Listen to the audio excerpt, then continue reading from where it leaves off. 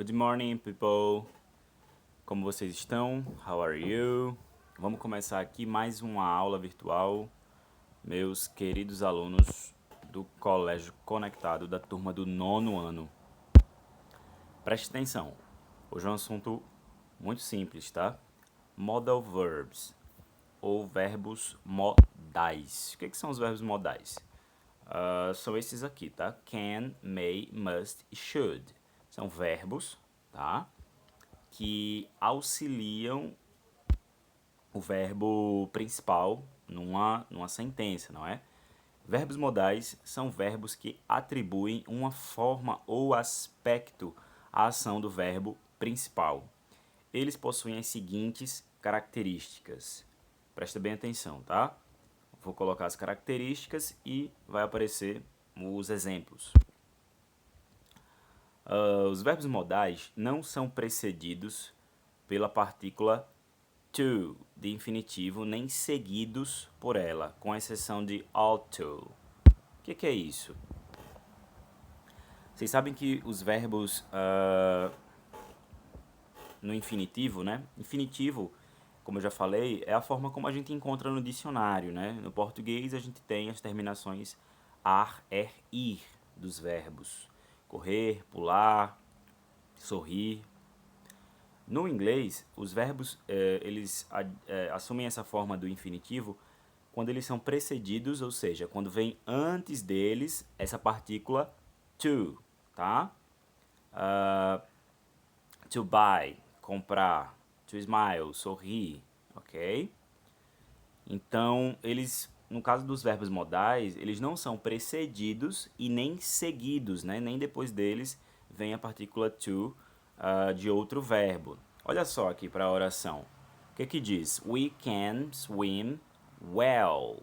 Nós podemos nadar bem. Veja, o can aqui traduzido como poder, não é? We can swim well.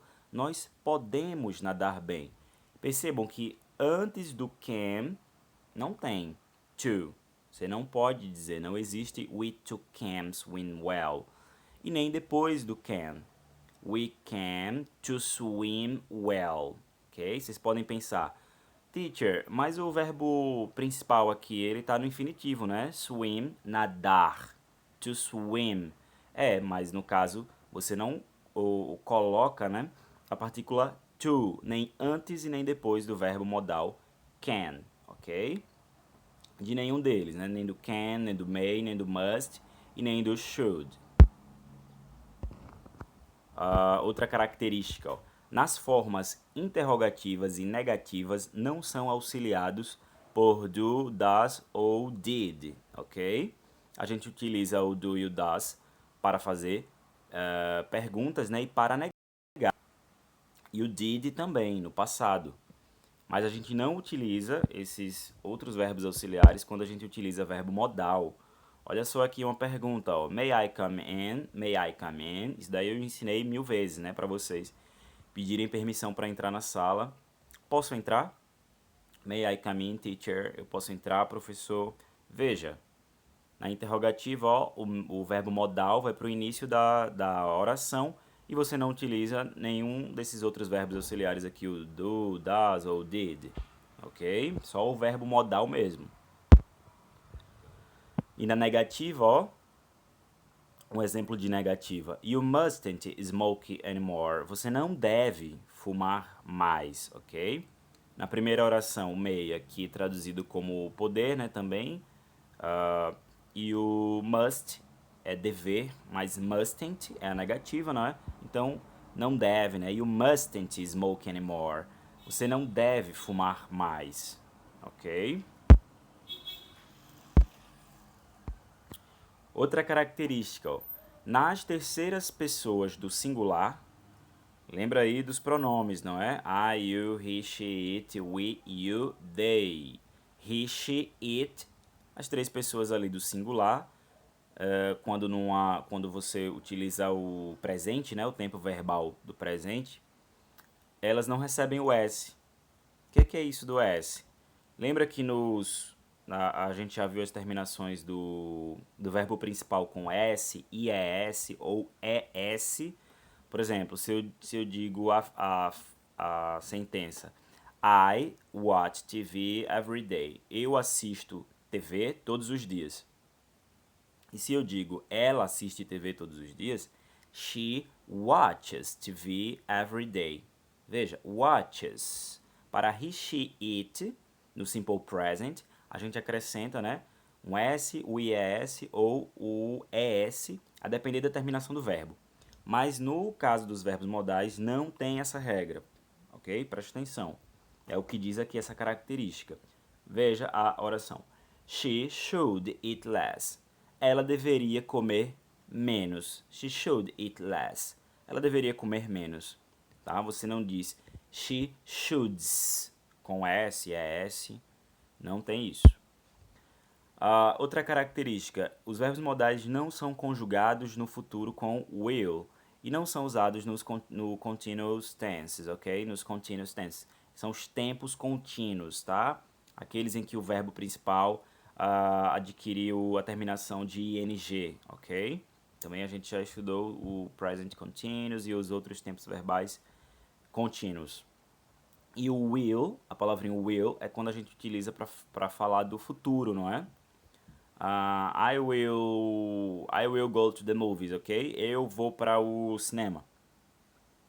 I will go, eu irei, né? Will, como verbo auxiliar, no caso de to go, do verbo ir, está indicando futuro. Mas você não utiliza will para os verbos modais. She must pay the bill tomorrow. She must pay the bill tomorrow. Ela deverá pagar a conta amanhã. Eu estou falando de futuro, mas eu não estou utilizando will. Então, preste atenção nisso. Vamos ver agora cada um aqui, tá? O can pode ser traduzido como poder, conseguir, usado no sentido de capacidade física, habilidade, possibilidade, permissão. Permissão informal, tá? Quando você pede algo de maneira mais informal. E a forma do passado dele é o could. Olha o exemplo. She can speak English. She can speak English. Ela pode falar inglês, não é? No sentido daí de uma habilidade. Ela tem uma habilidade de falar inglês.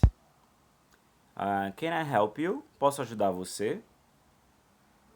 É algo informal, né? Aí é uma permissão que eu estou pedindo aí se eu posso ajudar você. Can I help you? Posso ajudar você? It could be dangerous. Poderia ser perigoso, né? A forma aí do passado do verbo can é o could. Ok? O may, ele também é traduzido como poder, mas utilizado em qual contexto? Usado no sentido de possibilidade, permissão, formal, e a forma do passado dele é o might. The weather may change. O tempo pode mudar. É uma possibilidade. Pode ou não pode mudar. Teacher, may I go to the bathroom? Posso ir ao banheiro, professor? Veja, eu estou pedindo uma permissão, não é? De maneira formal, em sala de aula. You might have told me it. Você poderia ter me contado. Ok? Você poderia ter me contado. Might, poderia, né? Aí um tempo do passado. E o must. O must pode ser traduzido como precisar, dever, usado no sentido de obrigação, de necessidade ou de uma dedução. Everybody must pay taxes. Todos precisam pagar impostos. Everybody must pay taxes. Todos precisam pagar impostos. Isso é uma obrigação, não é? Everybody must. Todos precisam, né? Devem pagar os impostos. He must be happy. A outra sentença, he must be happy with his job. Ele deve ser feliz com o emprego dele. Isso é uma dedução, não é? Eu estou falando sobre alguém que deve, provavelmente é feliz, que tem. You should O should, traduzido aí como dever também, tá? Mas diferente do must, ele é utilizado no contexto de obrigação moral ou de um conselho. They should eat less. Eles ou elas, né, deveriam comer menos, tá? É um conselho aí. They should eat less. Eles ou elas deveriam comer menos. Olha a outra oração. We should respect the others. Nós devemos respeitar os outros. Isso é uma obrigação moral, não é? Então, são esses os verbos modais. Durante a nossa aula, a gente faz os exercícios para fixar melhor essas regras aí, ok? Bye bye, class.